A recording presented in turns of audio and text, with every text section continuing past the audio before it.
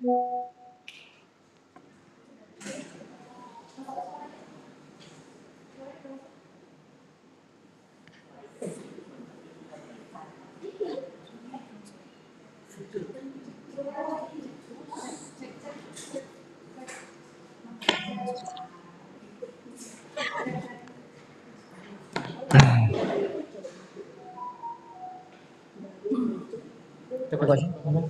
cek.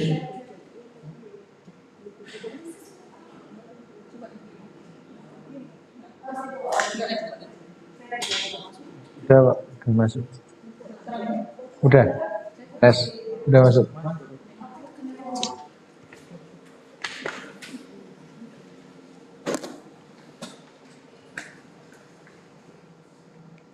Cek cek.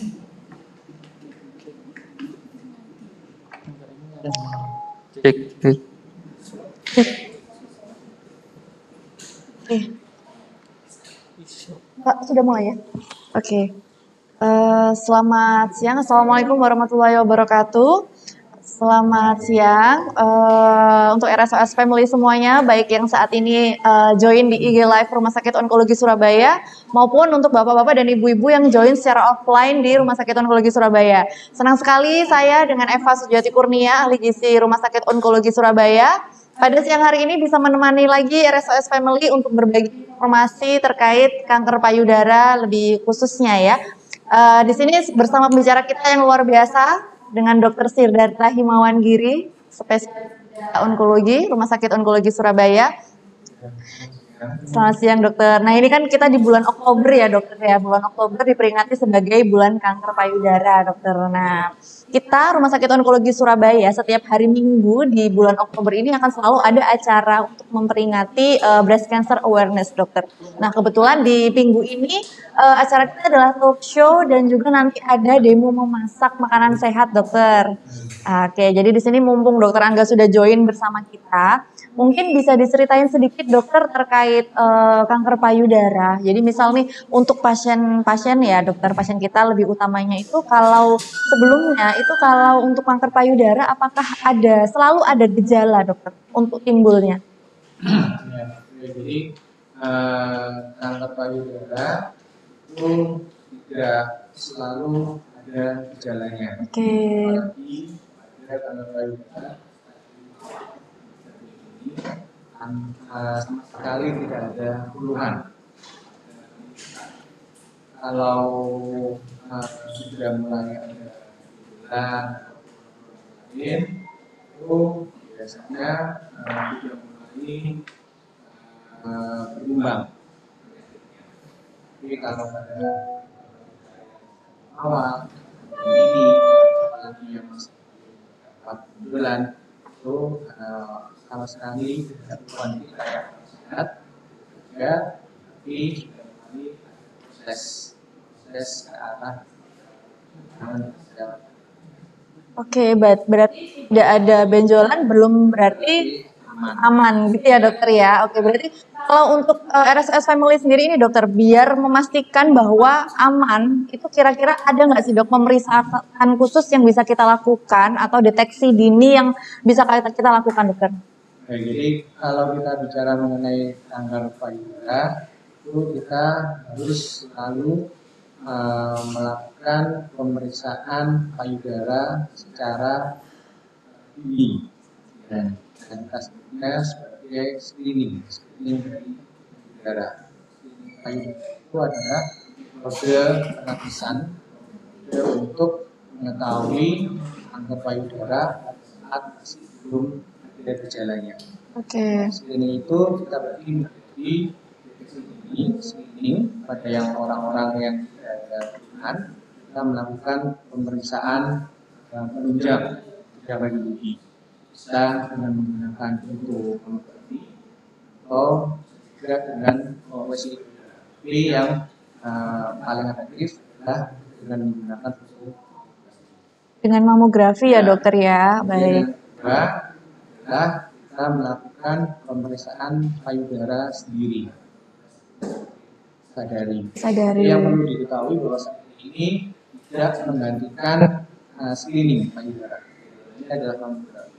Sadari itu adalah metode membuat kita menjadi sadar atau akan keadaan diri kita sendiri, keadaan kesehatan payudara masing-masing. Jadi begitu ada perubahan, kita bisa mengetahui secara awal dan diharapkan sudah berobat, periksa ke ahlinya.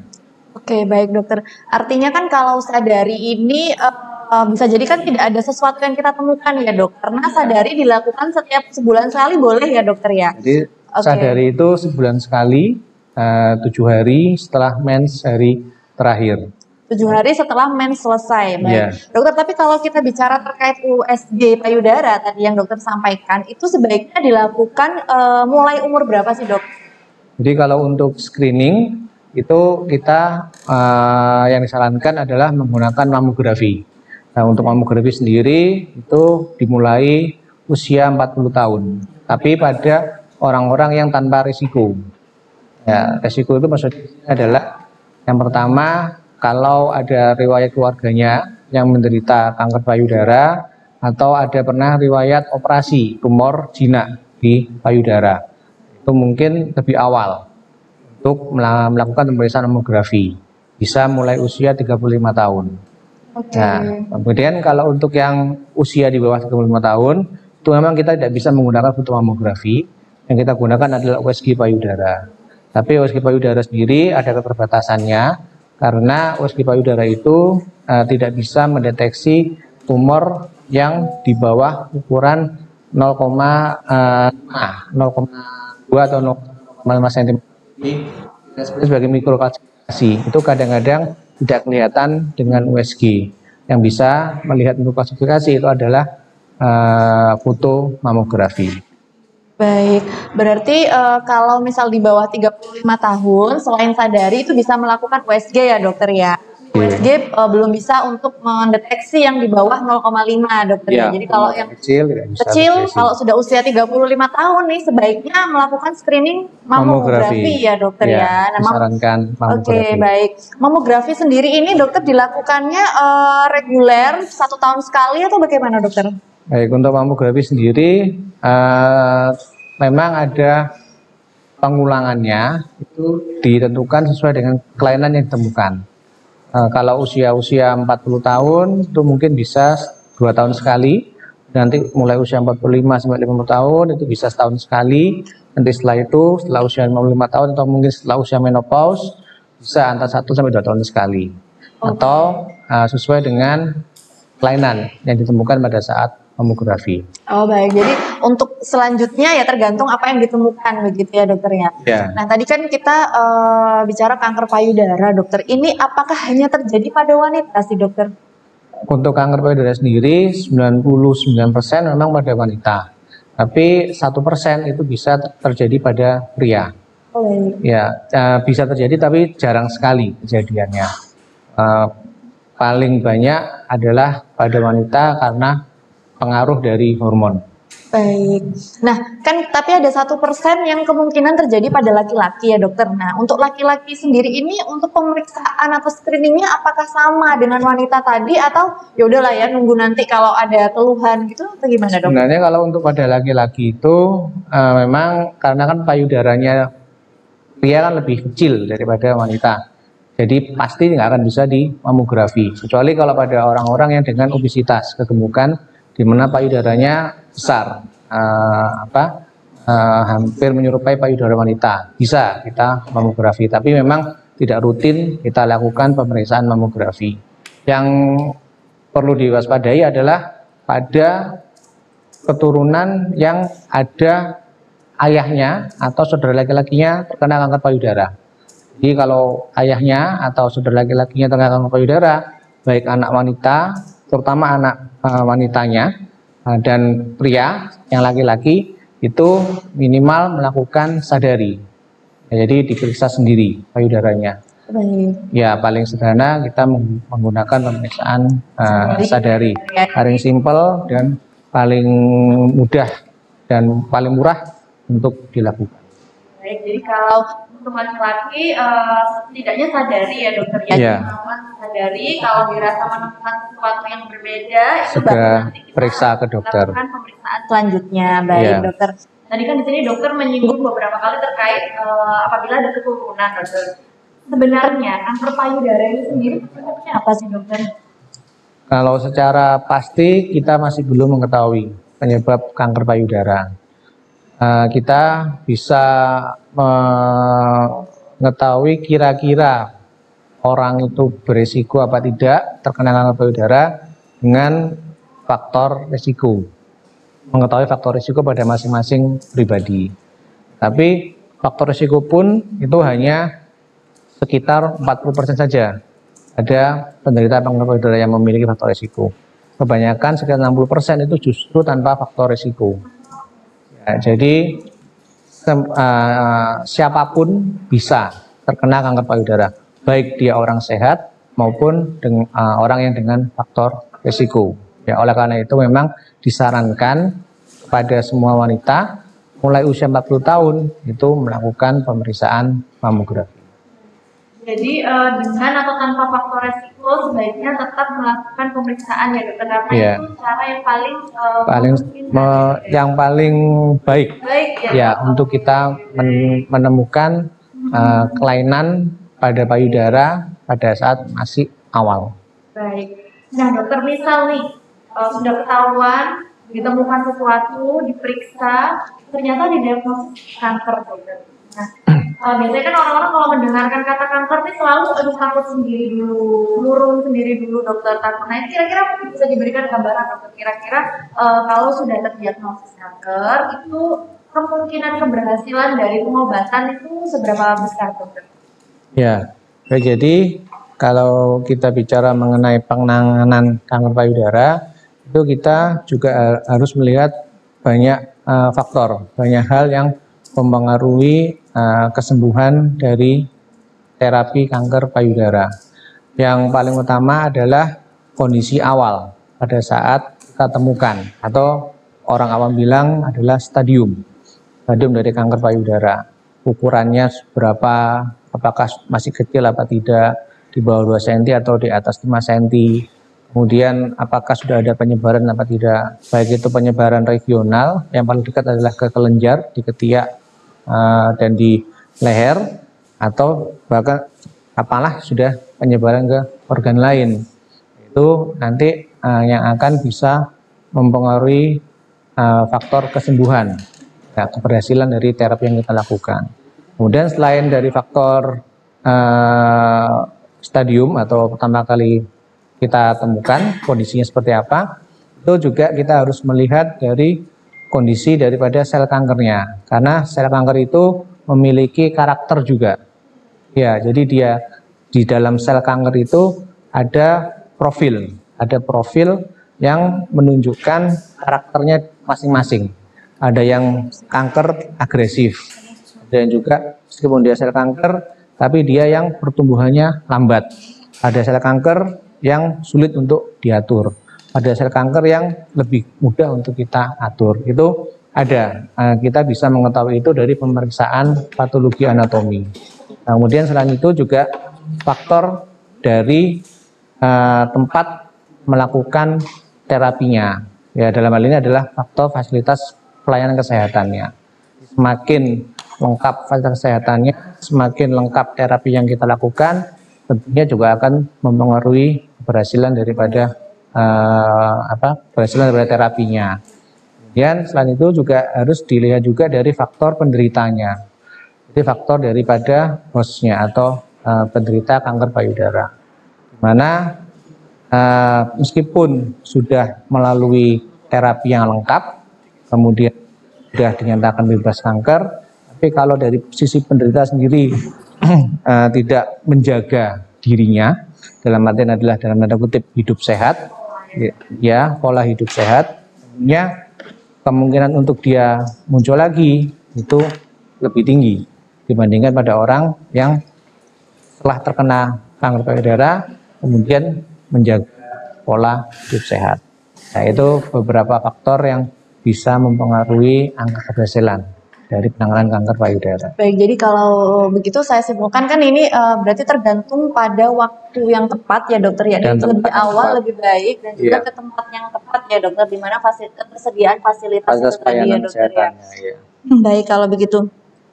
Apakah pasien dengan kanker payudara sudah terdiagnosis dokter? Ini apa selalu akan di kemoterapi dokter? Karena biasanya kan yang dikhawatirkan oleh pasien-pasien itu, waduh kemo itu menakutkan, nanti belum kemo itu jangkanya panjang, nah seperti itu dok. Gimana sih dok gambaran terkait kemoterapi ini sebenarnya dokter? Ya baik, jadi sebelum saya bahas kemoterapi, untuk penanganan kanker payudara sendiri itu adalah multimodalitas. Jadi bukan hanya satu terapi saja yang kita lakukan, ada gabungan dari berbagai macam terapi. Yang utama adalah operasi. Operasi itu bisa operasi preservasi payudara atau operasi pengangkatan payudara. Kemudian setelah operasi selesai, itu tentunya akan dilanjutkan lagi dengan terapi tambahan. Terapi tambahan lainnya bisa kemoterapi, bisa radiasi, bisa hormonal terapi, bisa juga targeting terapi, sama satu lagi yang sedang berkembang adalah imunoterapi. Nah, pemilihan daripada terapi tambahannya ini itu kita sesuaikan tadi dari stadiumnya sampai kondisinya seberapa jauh perkembangannya, kemudian disesuaikan juga dengan karakter daripada sel kankernya. Ya, jadi dari hasil pemeriksaan patologi anatomi yang pasca operasi tadi itu kita bisa menentukan terapi-terapi tambahan yang akan kita berikan. Tidak semuanya penderita kanker payudara itu harus di kemoterapi. Ya tentunya semakin awal akan yang pertama keuntungannya adalah kita bisa mempreservasi payudara. Jadi kita tidak harus melakukan operasi pengangkatan payudara. Kemudian yang kedua, kemungkinan untuk di kemoterapi juga kecil. Karena kalau masih kecil, kemungkinan untuk penyebaran juga lebih rendah, sehingga kemungkinan untuk kita kemoterapi juga lebih kecil. Tapi kalau semakin besar tumornya, kemudian sudah ada penyebaran, ya tentunya mau nggak mau kita harus melakukan kemoterapi. Tapi jangan khawatir, dengan semakin berkembangnya teknologi, obat-obatan juga semakin maju, kemoterapi sekarang aman untuk dilakukan. Dan hasil pengobatan kemoterapi juga baik. Oke, baik. Iya. Jadi saat ini tuh teknologi sudah berkembang ya dokter, Iya. jadi tidak perlu khawatir lagi. Pastinya dokter akan memilihkan ya dokter terapi apa yang sesuai. Karena beda pasien bisa jadi beda ya dokter, Beda kan berarti terapi yang akan diberikan gitu. Karena Iya. kan biasanya dengar-dengar cerita, oh tetangga saya begini, yang ini begini, begitu. Karena prinsipnya adalah pasti beda ya dokter ya.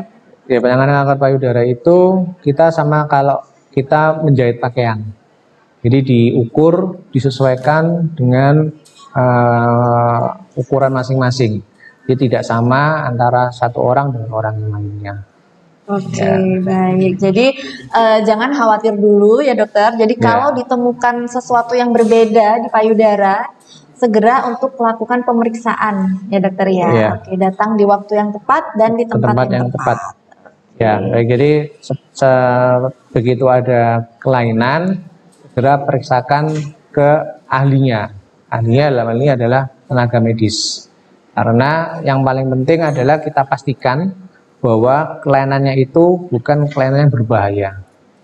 Ya, jadi jangan khawatir kalau temukan ada kelainan terus nanti harus operasi, harus payudaranya harus diangkat gitu, tidak. Belum tentu ya Belum dokter. tentu. Yang Ya. penting periksa dulu, Periksa gitu ya dokter dulu. ya. Oke, baik.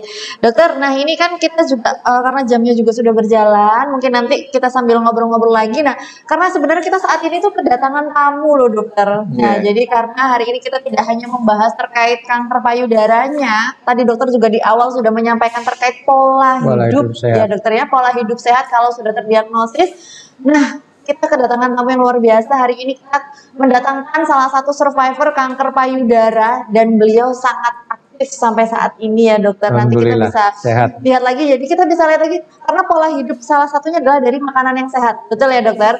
Nah, pada hari ini survivor kanker payudara yang kita undang akan memberikan pengalamannya dokter, karena di rumah ini nampaknya sering sekali untuk membuat makanan sehat. Nah, kita akan melihat bagaimana sih makanan sehat yang biasa dibuat. Dan juga kebetulan di bulan Agustus kemarin kita sempat mengadakan lomba pembuatan menu makanan sehat. Beliau ini adalah pemenangnya loh dokter, dan kita akan menduplikasikan makanan yang sudah dibuat oleh Ibu Dian namanya. Oke, kalau begitu mohon menunggu sebentar RSOS Family. Habis ini kita akan langsung bergabung bersama dengan Ibu Dian. Oke. Ayo dok.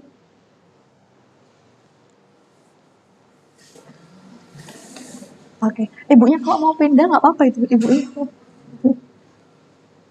Dokter sini aja biar nggak kenaan kemudian.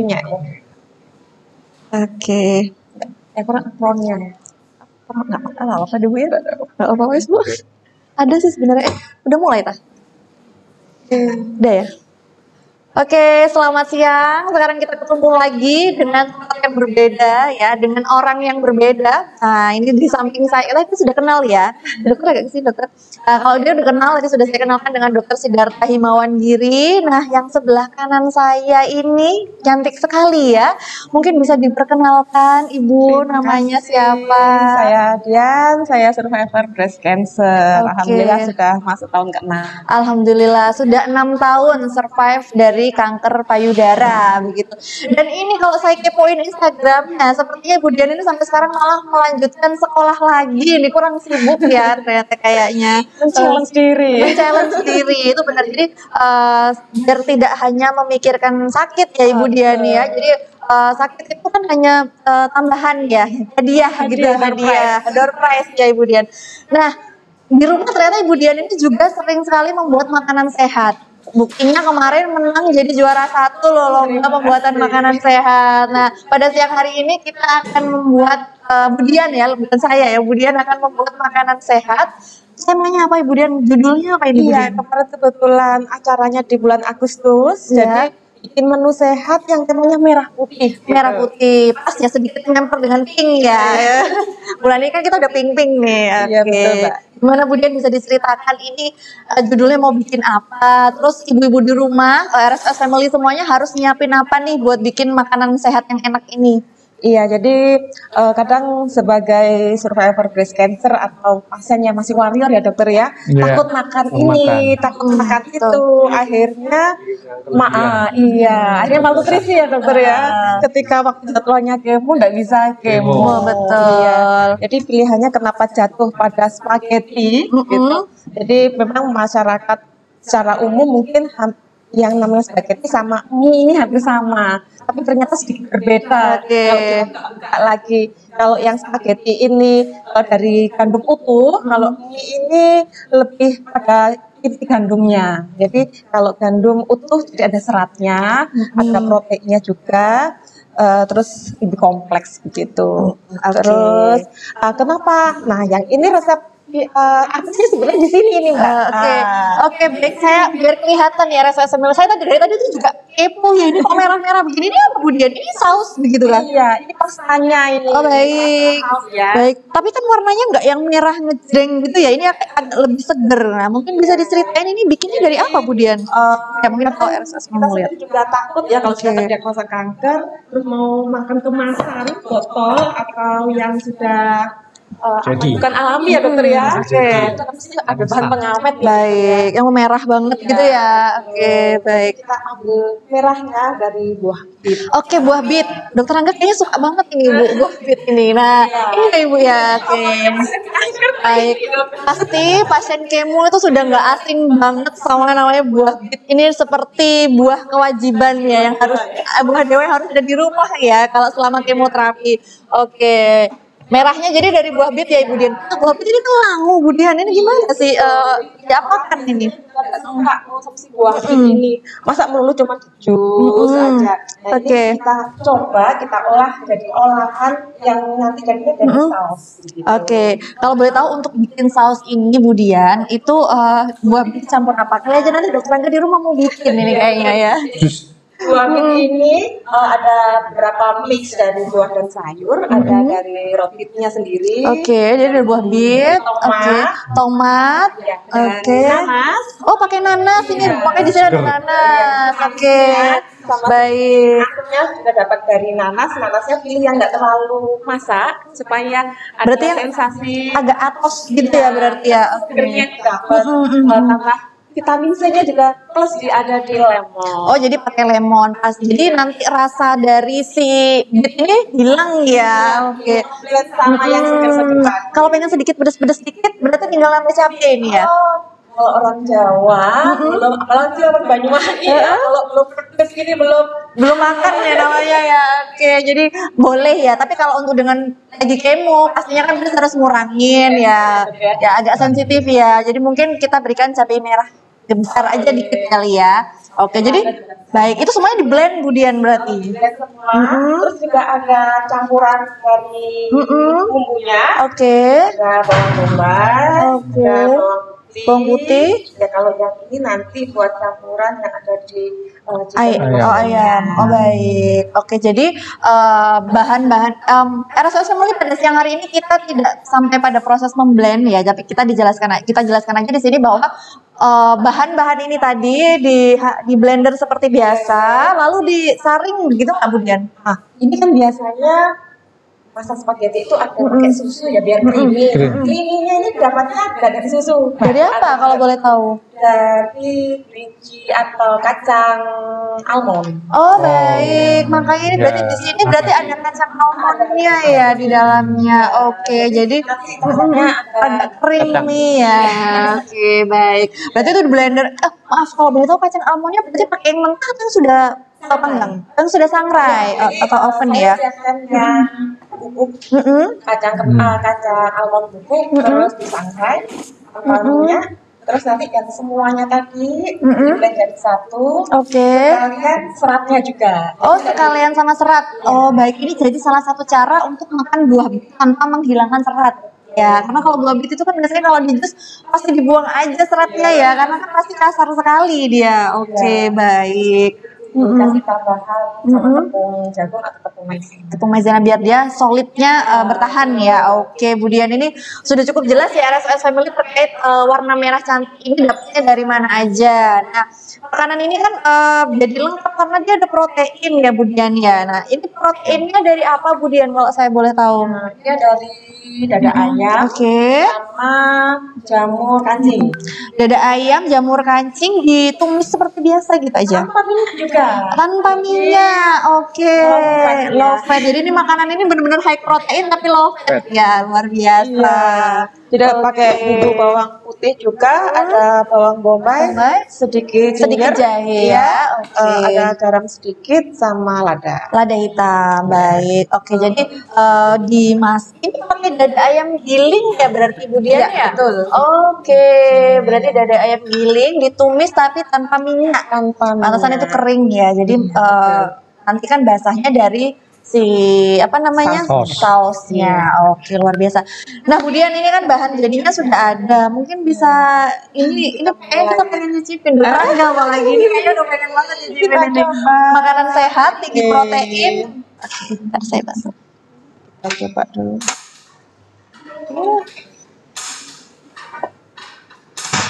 Oke.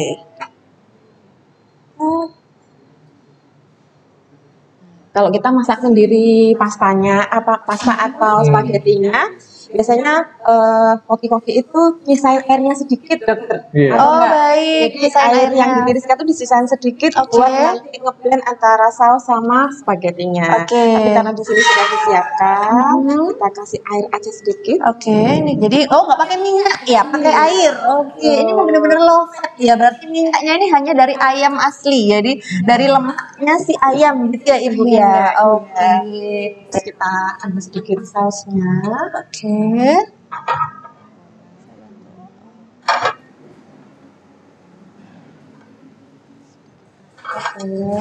Kita tunggu mendidih sebentar. Dokter Angga kalau di rumah gitu juga suka masak-masak begini? Makan. Kan. Oke. Kita panaskan sebentar.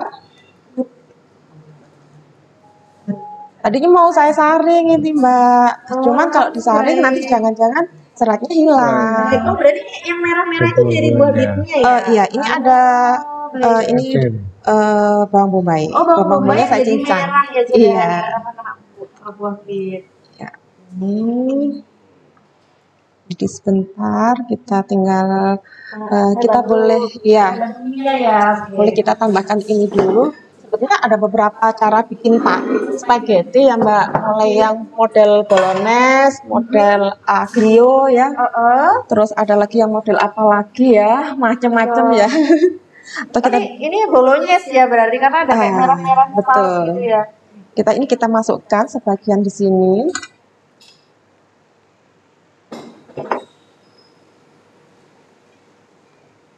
Ibu kecium enggak? Atau yang di rumah kecium enggak baunya? Yang udah mulai bau ayamnya ya, iya, ini sudah mulai Iya. masuk. Ini kalau untuk jamurnya terserah suka ada yang di rumah apa. Kalau mau jamur tiram boleh. Mungkin kalau ada pakai sitake, Aduh, itu enak ya. kalau di rumah ada jamur sitake itu bisa digunakan karena jamur sitake itu juga tinggi akan antioksidan ya. Ini udah siap. Tinggal kita boleh spagettinya dimasukkan sini. Oh jadi Dan atau kita tuangkan di atasnya. mungkin ini tuang aja kali ya Tuang yang aja. ini ya. Oke, siap Mbak. Ini sudah siap. Jadi kalau mau kasih taburan, kalau yang di resto-resto pakai keju parmesan, Misalnya. kita bisa pakai Ganti pakai kacangnya tadi. Oh, baik. Kacangnya sudah dipakai itu. Bisa sudah disangrai ya, almond lagi. betul. Bisa pakai almond, bisa pakai mente. Oh lebih gurih lagi ya. Iya, kalau di ya. rumah ada macadamia. Oh, macadamia. Luar biasa. Oke, permisi. Ini tinggal dituang aja di atasnya. Nah, nggak apa ini merah putih. Oh, baik. Cantik ya. Ya, tinggal dituangkan ayamnya di atas lagi buat topping baik. tambahan. Ya, ini ditambahkan. Oke, tambah. Kita kasih pemanis. Boleh dirajang sedikit, Mbak. Oh, ini dihancurkan. Iya. Ternyata aromanya nggak cuman pemanis aja, juga terasa. Oh, Iya, jadi rasanya agak pedes-pedes sedikit gitu kalau yang seger. Tapi kalau yang kering cuma aroma aja. betul. Jadi lebih baik pakai yang seger aja gitu ya. Oke. Oke, bentar.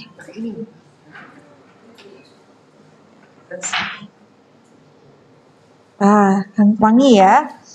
Cantik banget ya, simple banget ya bikin.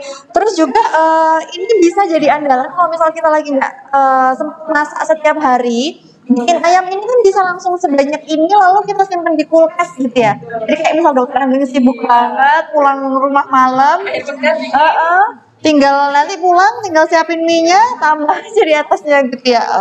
Oke. Apalagi kan kalau misal lagi kemoterapi atau lagi treatment kan ada kalanya nggak enak makan, lemes, males ya, apalagi mau masak. Jadi bisa banget bikin ini agak banyak, simpan di kulkas atau freezer ya.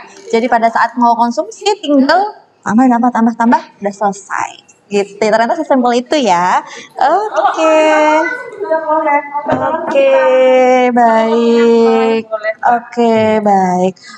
Oke, Ibu Dian, luar biasa sekali untuk menunya ini. Dia pertama pastinya tinggi protein, rendah lemak, tapi kalorinya bisa juga tinggi. Ya, ini sangat cocok banget buat pasien-pasien yang masih menjalani treatment yang membutuhkan kalori cukup dan juga protein yang cukup. Seperti itu.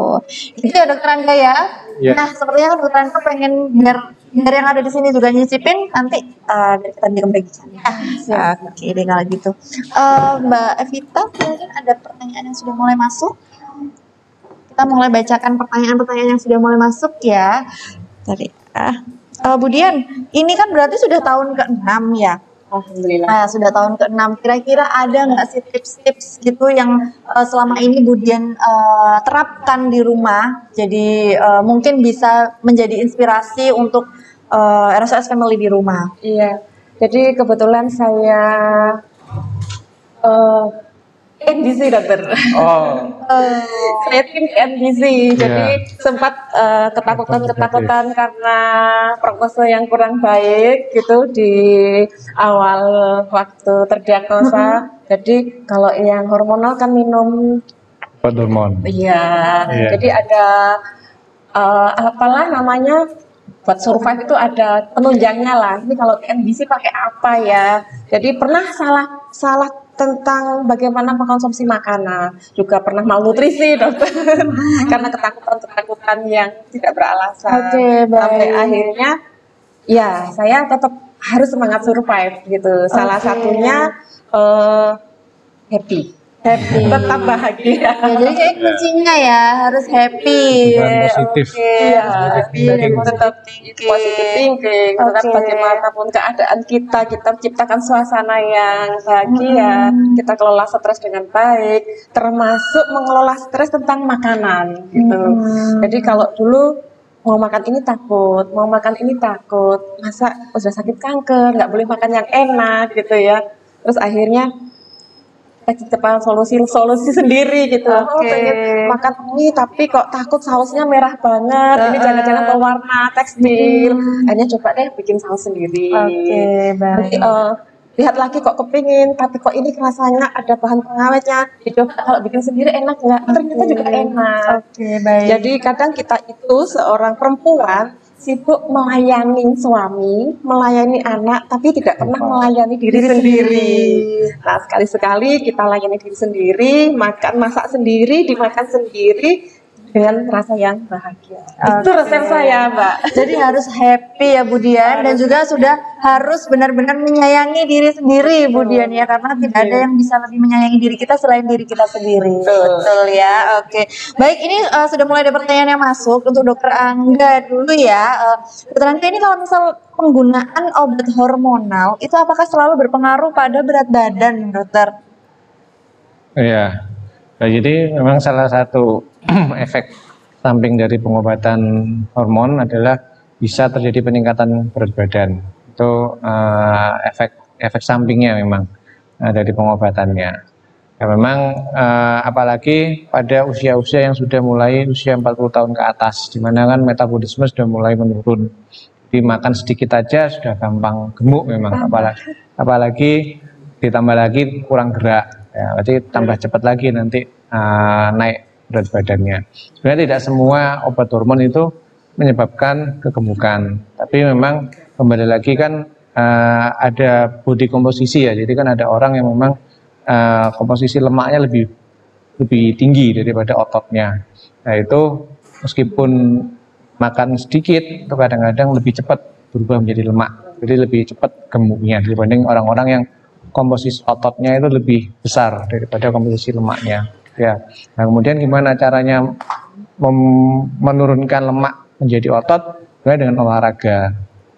Jadi tetap dikonsumsi obat hormonnya karena obat hormon itu adalah salah satu terapi yang dipergunakan untuk mengontrol perkembangan dari sel kankernya. Dan tidak bisa ditinggalkan, tidak bisa di stop. Nah, nanti yang perlu adalah dimodifikasi gaya hidupnya memang. Seperti meskipun makannya sedikit pun ya diimbangi dengan olahraga juga, diimbangi dengan aktivitas fisik, ya aktivitas fisik sesuai dengan usianya, sesuai dengan kemampuan masing-masing. Jangan terlalu over exercise juga. Kalau terlalu over exercise juga tidak baik bagi tubuh, karena kan nanti kalau kecapean akhirnya ya stres juga. Oke, baik. Tapi ini ya dokter ya, berarti untuk olahraga itu bisa dimulai di berapa lama sih dok? Misalnya kalau habis kemo kayak Budian dulu kan sempat kemo ya Budian ya. Boleh memulai olahraga lagi itu berapa lama dok? Misal 1 bulan kah atau berapa lama setelah selesai kemo gitu? Tidak ada keluhan yang kan bisa mulai aktivitas perdarahan. Memang kan kemo itu ada namanya ada apa? Waktu siklus ya. Nah, siklus setiap 3 minggu sekali, ada yang setiap sekali, bahkan ada yang seminggu sekali gitu. Beberapa. Nah, kemudian pada saat awal-awal kemo itu kondisi pasti akan turun, akan drop. Dan tapi tidak sampai berlangsung terlalu lama sebenarnya, karena itu bisa antara sekitar 5 sampai 7 hari yang menurun, kemudian setelah 5 sampai 7 hari itu mulai kembali lagi kondisi. Nah, jadi begitu dirasa kondisi itu sudah mulai enakan atau sudah mulai sehat, ya jangan yang terlalu berat, cukup mungkin jalan kaki saja, atau mungkin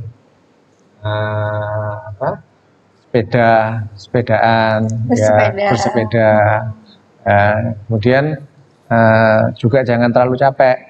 Ya, gampang lelah, karena kan pasti meskipun sudah melewati 1 minggu, 2 minggu itu kondisi badannya memang masih terasa capek, karena kan apalagi nanti kemo lagi, minggu kemo lagi, 3 minggu kemo lagi, pasti nanti akan kayak menumpuk, ya capeknya numpuk. Baik. Kemudian kemo selesai seterusnya, begitu kondisi sudah kan mulai olahraga gitu.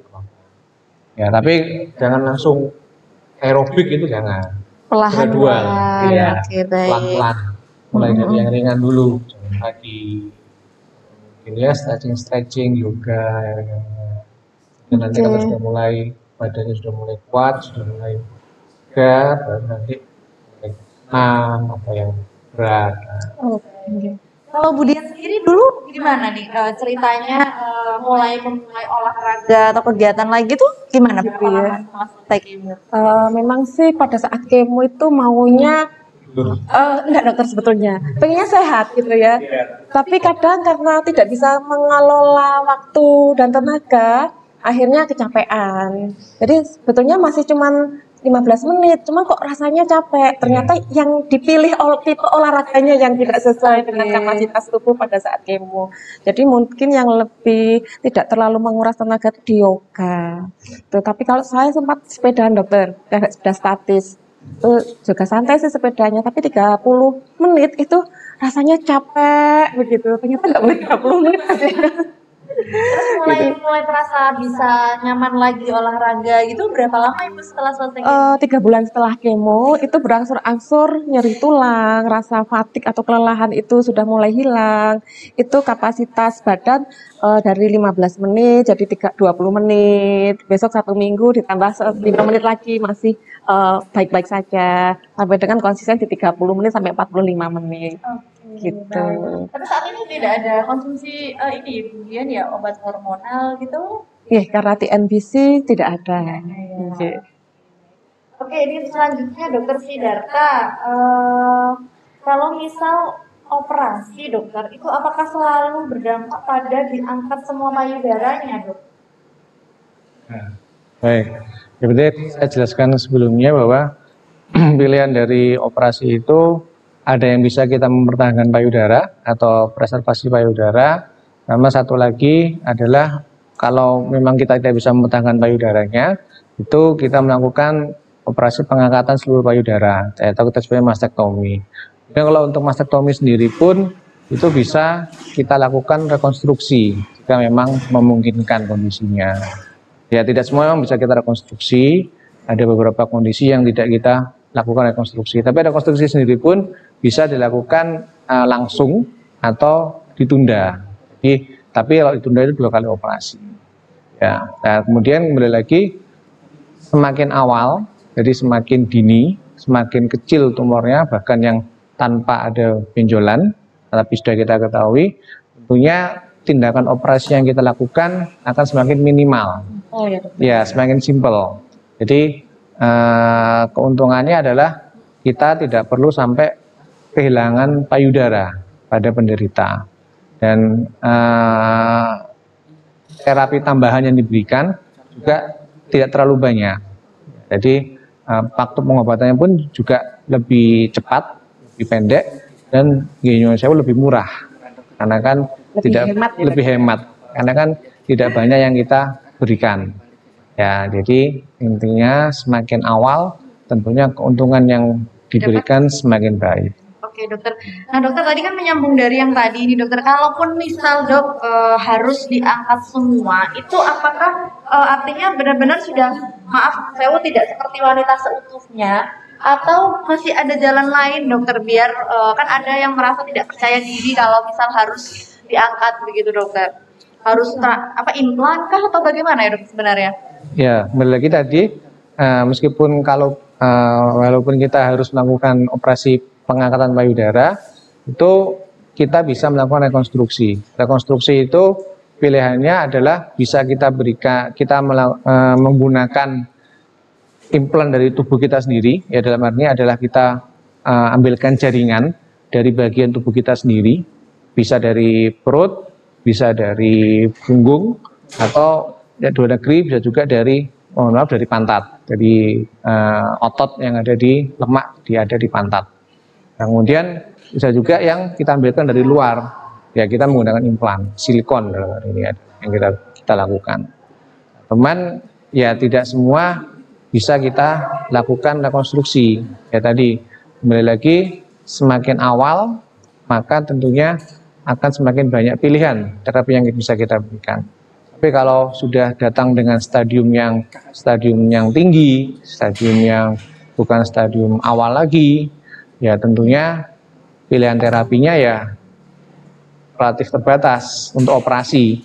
Tapi kalau untuk terapi tambahan yang lain, yaitu tentunya juga akan semakin banyak yang kita berikan. Ya, jadi kembali lagi syarat dan ketentuan berlaku.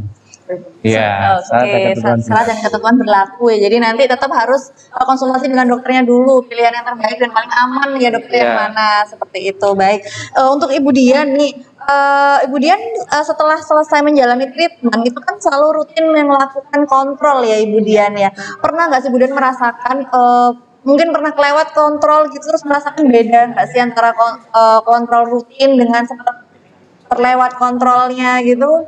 Iya, jadi selain kontrol rutin yang sudah dijadwalkan oleh dokter, saya tetap melakukan yang namanya sadari, deteksi dini karena masih punya satu aset gitu ya. Jadi karena kita sudah pernah kena, resiko kena lagi pasti akan lebih tinggi daripada yang lainnya. Jadi tetap lakukan sadari, dan kalau melewati sempat pada saat pandemi ya, sempat beberapa kali melewati. Iya, karena memang jarak jauh. Terus resiko perjalanan, jadi sempat melewati itu, jadi mungkin secara psikologis agak terganggu gitu. Rasa percaya dirinya kurang. Jadi kalau sadari sudah, apa benar tangan saya ini sudah melakukan yang benar untuk teknik sadarinya, karena sadari sendiri juga tidak bisa jadi 100% ya dokter ya.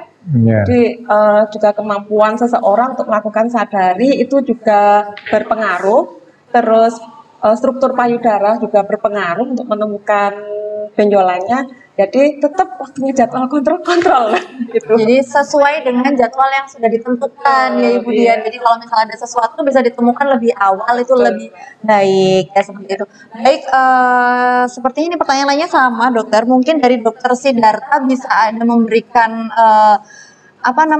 penutup kira-kira. Nah ini mumpung di bulan peringatan breast cancer, jadi untuk meningkatkan kepedulian masyarakat Indonesia dan RSOS Family pada khususnya itu bagaimana gitu dokter? Kita mengajak mereka biar lebih peduli pada kesehatan payudaranya.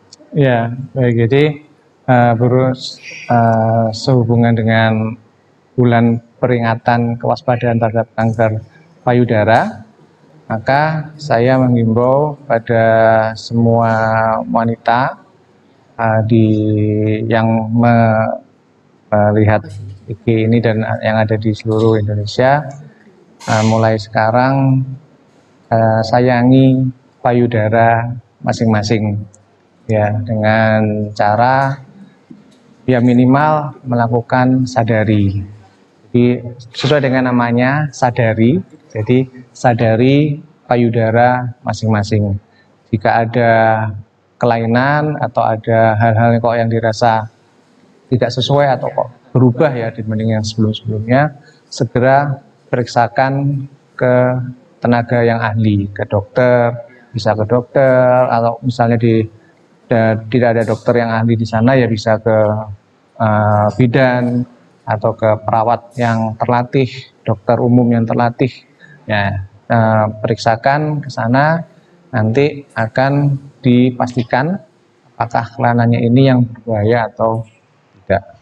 Ya, dan satu lagi, jika sudah memasuki waktunya, yaitu usia 40 tahun pada wanita atau yang ada risiko tinggi tadi 35 tahun, diharapkan untuk melakukan screening. Ya, baik, mungkin itu saja. Semakin awal kanker payudara kita temukan, maka akan semakin baik hasil yang bisa kita dapat. Oke, baik, Ya. semakin awal semakin baik. Seperti Iya. itu ya dokter. Baik, kalau dari Ibu Dian sendiri mungkin ada yang mau disampaikan untuk para warrior breast cancer di seluruh Indonesia dan semua yang menyaksikan IG Live hari ini. Mungkin ada yang perlu bagaimana untuk menguatkan diri nih, seperti Bu Dian yang sampai saat ini sangat kuat dan bisa memberikan manfaat bahkan nih ya untuk yang lainnya, seperti itu. Buat teman-teman, baik yang sudah survive ataupun yang masih dalam pengobatan, tetap berpositif tinggi. Tuhan menitipkan ini bukan suatu musibah, tapi anggap kita sesuatu yang berkah.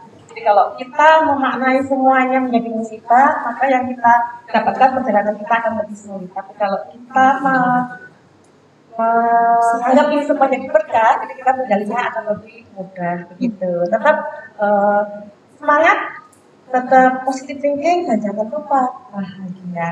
Jangan lupa bahagia, ya itu kuncinya. Jadi apapun yang kita lakukan, kita di sini tidak diberikan musibah, tapi ini adalah hadiah dan sebagai penerima hadiah harus bahagia, ya. Jadi kita jaga dengan sebaik-baiknya. Oke, sekian dari kami untuk IG Live pada hari ini. Terima kasih banyak untuk semua RSOS Family yang menyaksikan IG Live ini dan harapannya tidak berhenti di kita saja. Mari kita semuanya mengajak lebih banyak wanita dan orang-orang di luar sana untuk melakukan deteksi dini kanker payudara, seperti itu. Dan jangan lupa datanglah di waktu yang tepat dan di tempat yang tepat. Sekian dari kami. Selamat siang. Wassalamualaikum warahmatullahi wabarakatuh. Selamat siang. Salam sehat.